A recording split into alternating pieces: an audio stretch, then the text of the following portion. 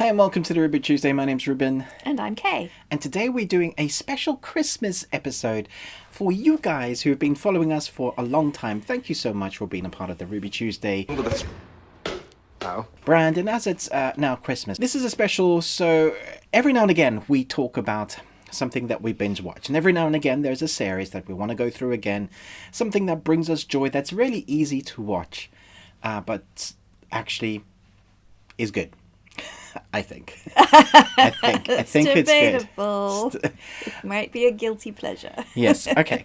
So we're talking about one of Joss Whedon's creations, and so in the late 90s, early 2000s, we had 7 seasons of this particular title.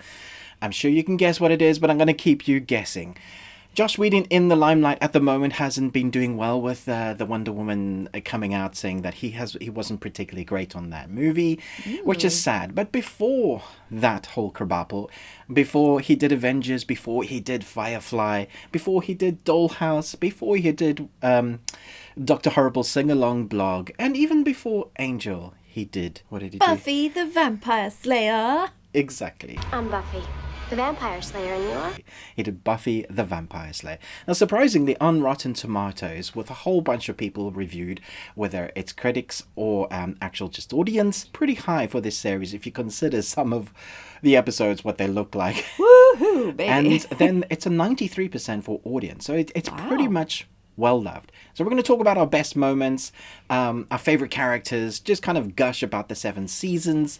So reminisce with us. If you haven't seen it, then this is massive spoilers, but it's really old, so I think we're safe to talk about Buffy the Vampire Slayer. Yes. So when you first start watching season 1, you just have to get through those first few episodes because they are cringeworthy. I mean, it's teeny, angsty, pile on the cheese, and oh my goodness, some of it is really hard watching. If you're someone like me. You, of course, were a diehard fan, and you were like, this is awesome! This is amazing!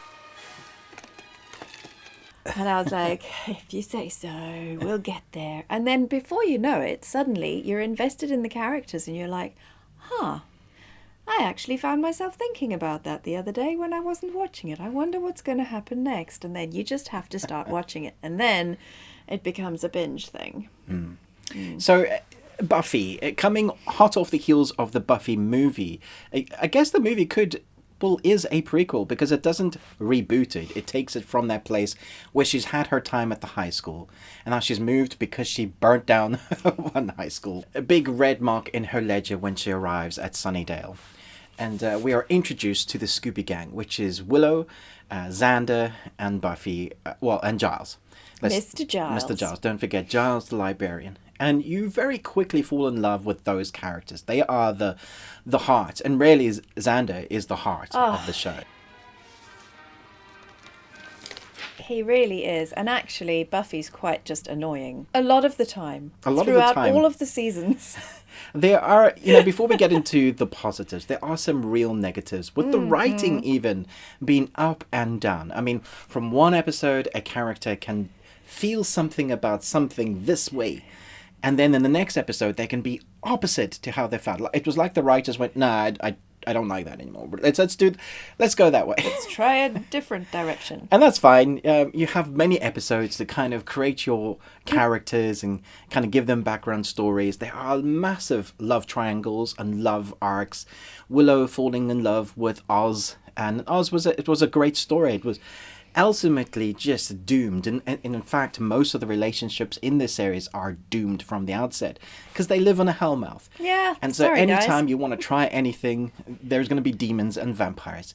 And even the relationships within Buffy, I think what makes her her character tolerable are the relationships she has. Absolutely. And she has the 2 vampires in her life. One is Angel and one is Spike. And Angel I really liked, although he is Mr. Broody Pants and he also has emotions up the wazoo. Mr. Broody Pants. Mr. Broody Pants. That's what we'll call him. Love it.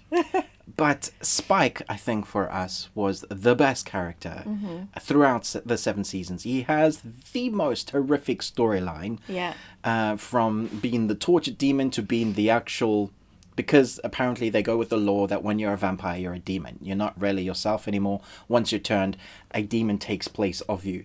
In order for you to be yourself again, you would need to have your soul back. And this is like, wow, many, many seasons crumped in together, which is basically the Angel and Spike storyline. And obviously, it's very different.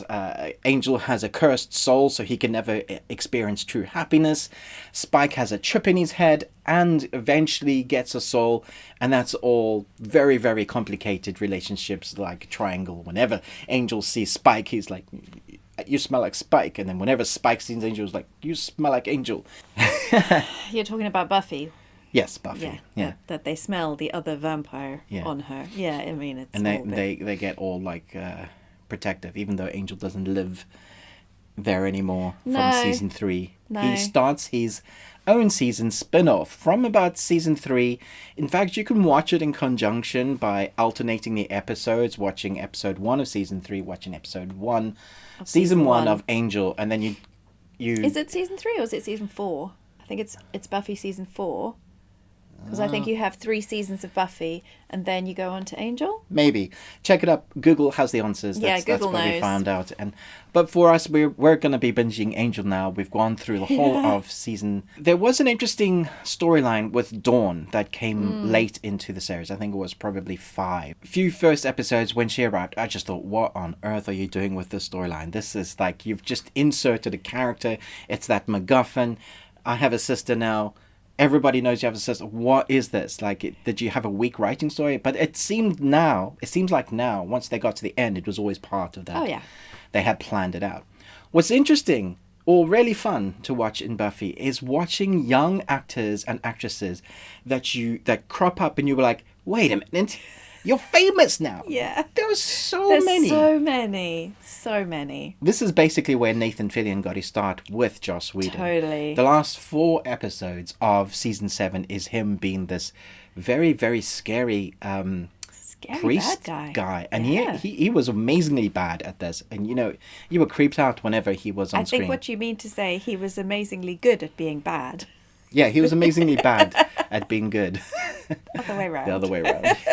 It was good at being bad. Yeah. One of the better bad guys in all of the series, actually. Absolutely. There are quirks and funny things that happen along the way. The Sunnydale school gets blown up multiple times. The headmasters get decapitated or killed in some way. Most of them are always evil. You can tell the formula that they're going for. But every now and again, there's an episode that sticks out as being poignant. Some of the topics that they go over, like even rape, it gets really dark. Yeah. And they don't shy away from it. They kind of just address it head on and they deal with it, which I thought was excellent. It's also won a number of awards. One of them... Not for its CGI, ever. No, even then it wasn't great. Yeah, terrible. The silent episode where it's just silence basically, and they've taken their voice. It's all in black and white. It's not in black and white. It's just silent. I know you really think it's I in black really and do white. think it's in black and white. It's just got no sound. Okay, now that's what colour is to me. Sound. Okay. I'll have to go back and check. Once more with feeling an incredible musical that actually really furthers the plot and story. Yeah. It's not just songs for the sake of it. Yeah. Thanks for noticing. So good. And it's been copied by so many other series after this one. But I don't think any of them have managed to quite capture it the way this episode does. No.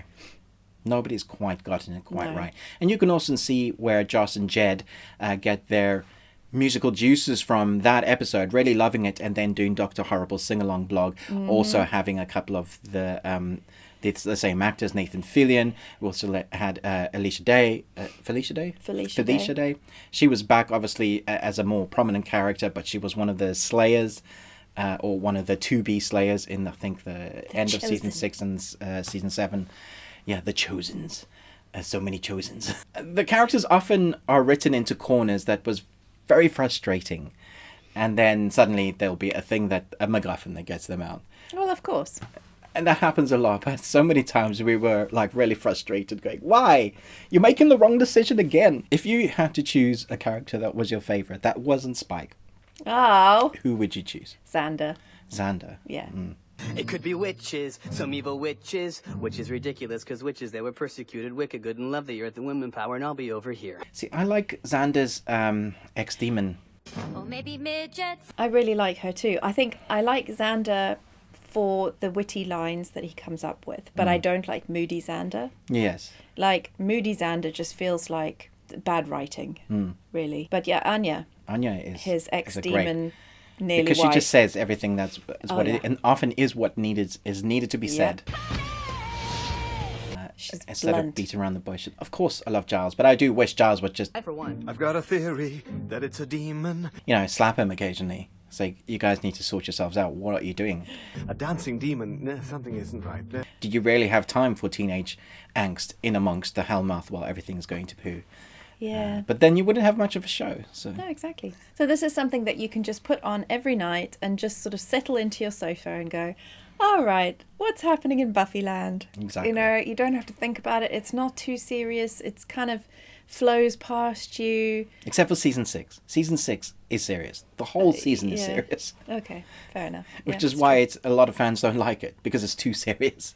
Willow goes like end of the world, and Oh, yeah. Buffy dies, and they bring her back from heaven. It's just dark.